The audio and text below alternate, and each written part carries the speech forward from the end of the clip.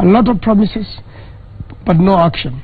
Can you give examples of a promise that, I think that a project that the President Kenyatta has promised that was never fulfilled? That's why I've told you President Kenyatta has been very careful not to launch projects which don't take place. And he now has got a Presidential Efficient Monetary Unit. I saw the Gulalu irrigation scheme, how consistent he was. And even when he went there, he told them, I've come to launch this project. Don't follow me back to Nairobi. Please remain here and do something. And something started slowly, and it is going slowly. The government of Israel, of course, is funding, and you can see something there. The other projects is now promising now. For example, the case of Afifwake Dam, which will bring water to Konza City. Konza City, of course, was launched by President Kibaki.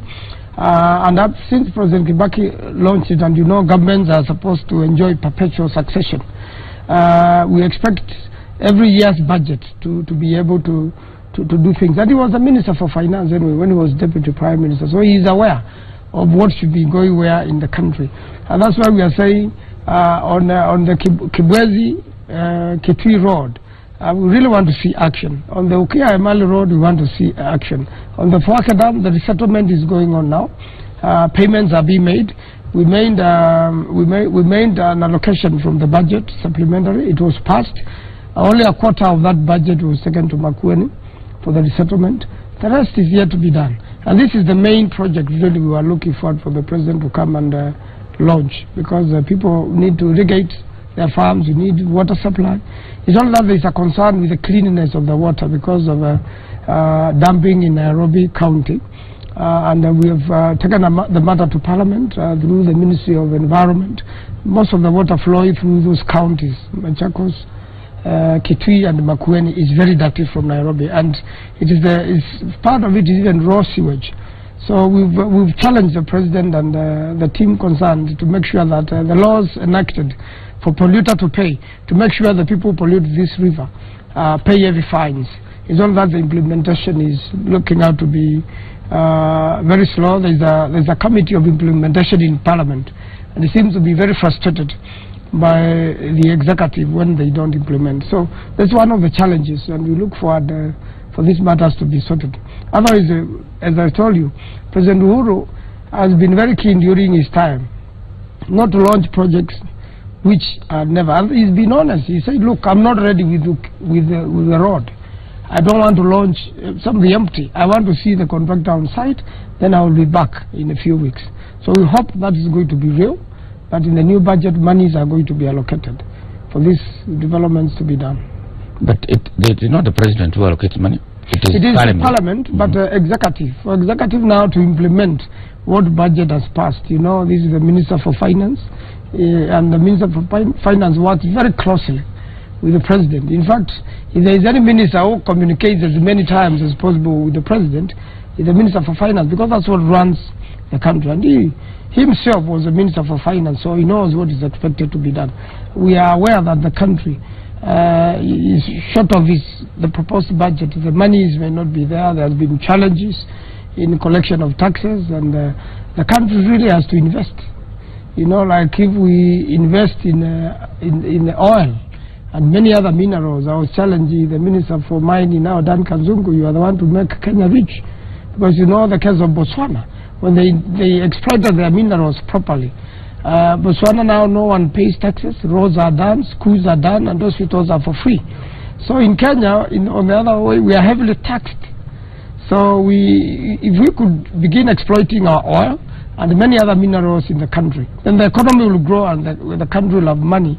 Other than now, we are only relying heavily on the taxes of the people. Our coffee is not doing as it used to do. So we don't have money. Our tourism is doing badly because of insecurity. So as a country, you know, we know there are those challenges, that the money is actually not there. So first and foremost, the country needs to invest so that we could have enough money.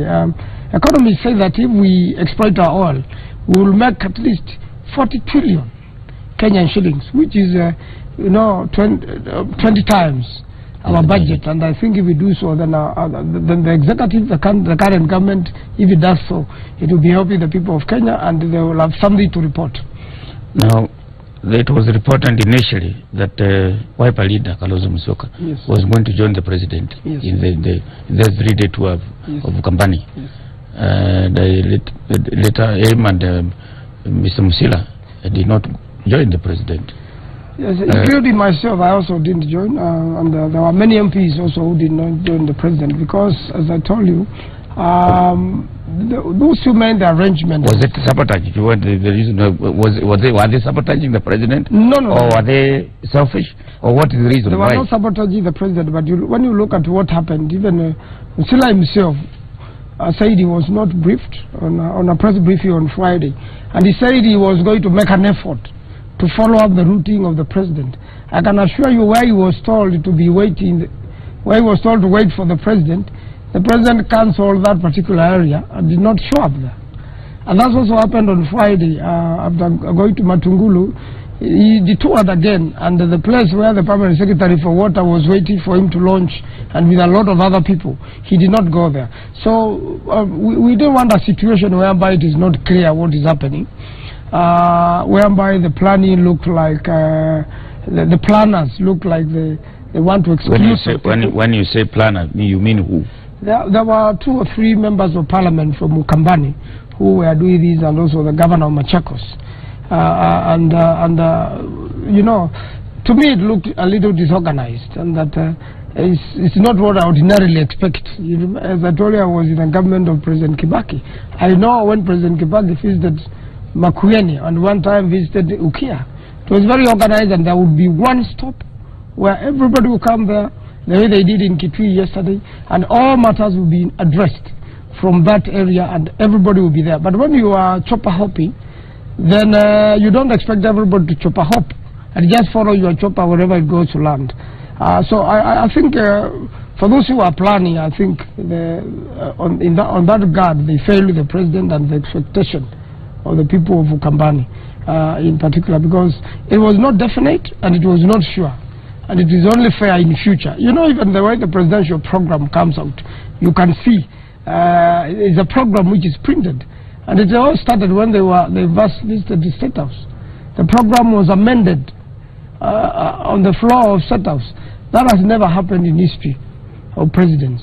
The program remained the program and was printed and distributed even much earlier, so that, and the leaders consulted, all of them called together, so that you all agree, and you agree on the issues, then you go to meet the people. And that's why I say, really, this was disorganized and was poorly arranged, but the people of Ukambani were happy to welcome the president, and he's still welcome to come back, even if his plan has disorganized it. So your general overall assessment of the tour was it a success or a failure? First of all, what grade would you give it? Well, I'll give it 50%. Because first of all, the Honorable Kalonzo Musyoka, the party leader of Wiper, which is majority in Ukambani, had announced he was going to attend earlier, but when the program wasn't released to him, didn't show up. So a lot of people were expecting him. In fact, in Matungulu constituency, they were asking, where is Kalonzo Musyoka? So later on, he had to release a statement and say, I'm sorry, I have not been given the program. But then the chairman of Wiper, the Senator Musila, who was even, his count was be visited, was able to miss the president at one point. And therefore, you can see, and that is the senator of that particular area. So it is good in future that they don't play politics with such a visit. That is organized well, and I believe all people of Kenya are happy to be served by the president while we wait for the next elections.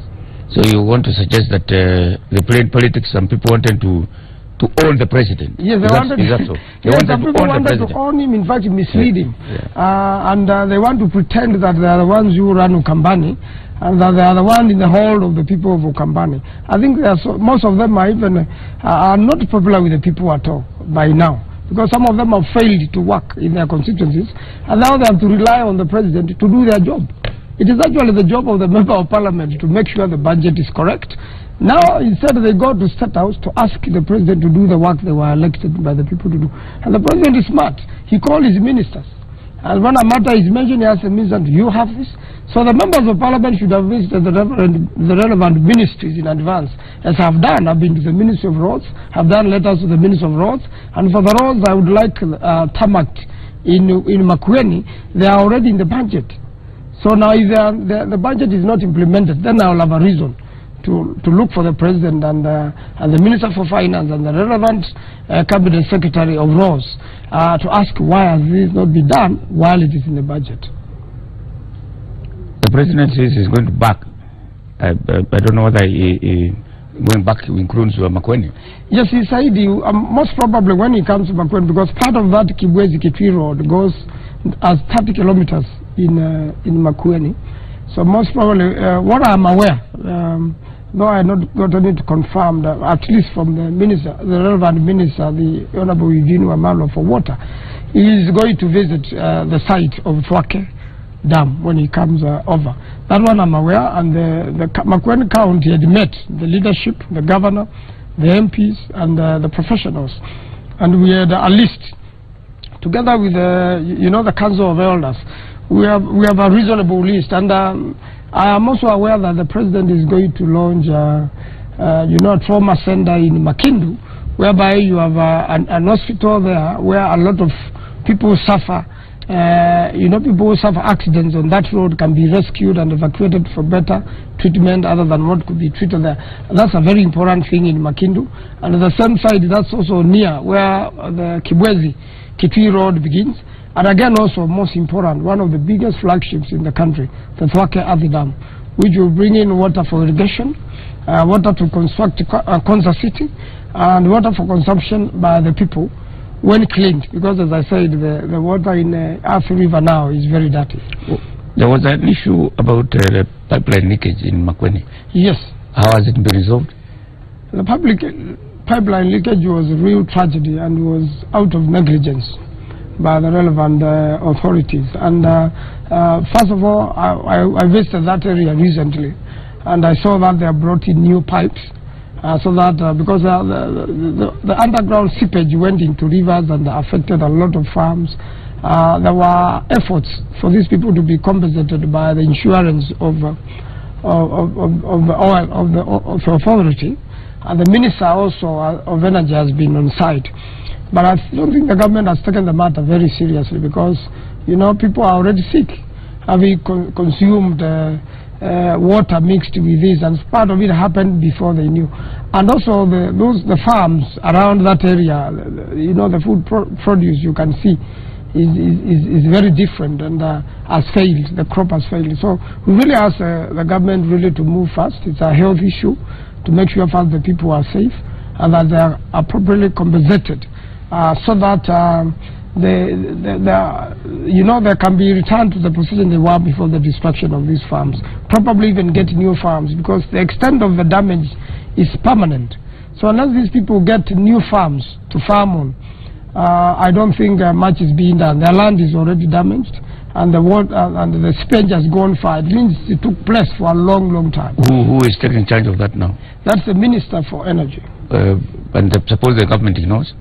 I don't think the government can ignore, because we were planning with the Senator there, Mutula Kilonzo Jr., because both of us are lawyers, to file a suit, so that if we see that there are delays in compensation, so that and the proper medical assessments made to the families who have been affected, so that then we can now coerce the government to pay these people and compensate them sufficiently. So in the event they delay, in the event negotiations fail, then we will file a suit, a big suit, a class suit, where there are many plaintiffs with their medical histories given, and the damage caused, and also the damage caused on the farms, so that they can be compensated by the government. As there anybody who has collected figures and facts and figures about the damage itself to quantify? Yes, the Ministry of Energy has been on ground, the county government has been on site, and if it is land, you use valuers. If it is sickness, the doctors make assessment. If it is damage, permanent damage, and oil products a lot of times damage kidneys, among other ailments, then you can be able to have something called specific damages and general damages.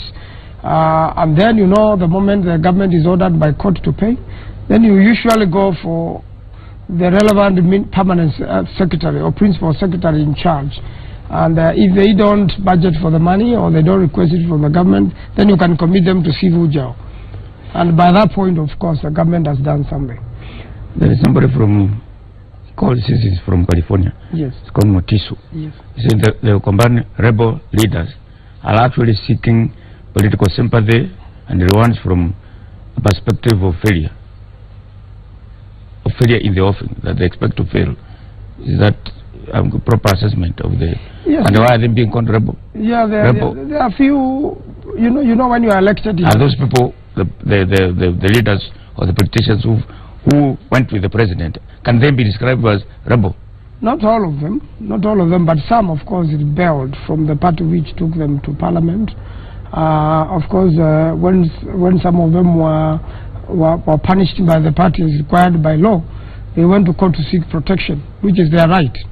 And it is very important, you know, you saw the talk of Mutua, Alfred Mutua, you know, the governor from Machakos, that, you know, the freedom of demonstration. You know, when you want to, the constitution is clear.